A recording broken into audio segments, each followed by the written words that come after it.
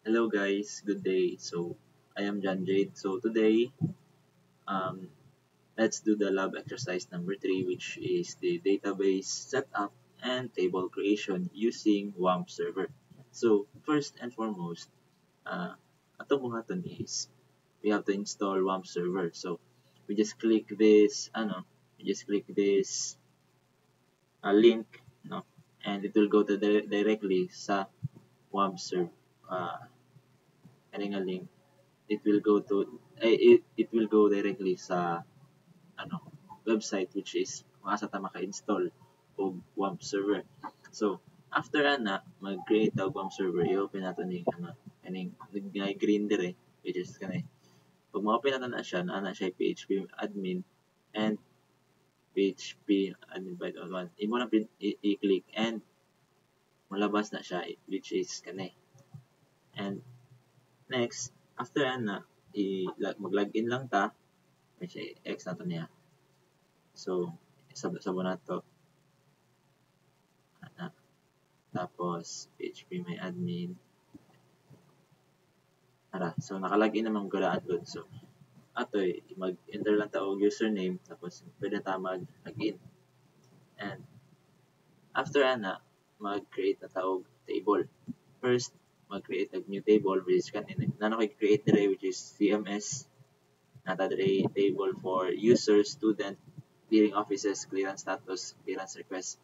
So, example, if gusto ta mag-create dire, database name na to is tama to og example lang, example x2 tapos create lang nato.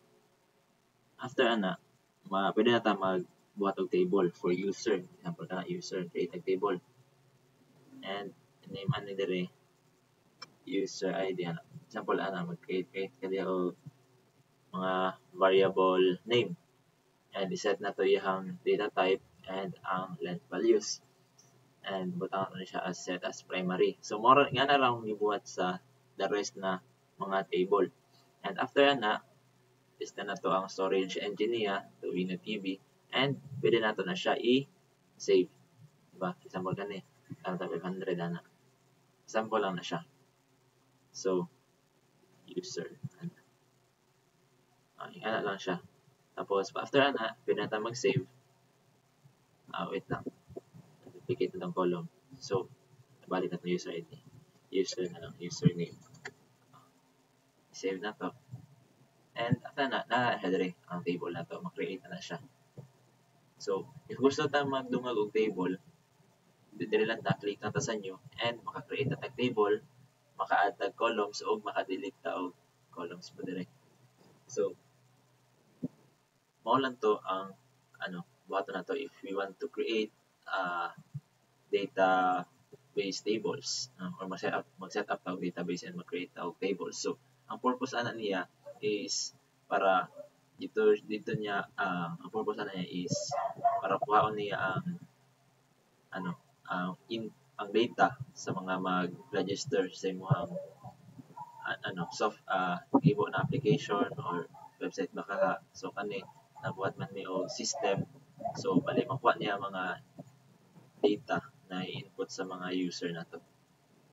So dire siya ma-store. So that's all for today guys.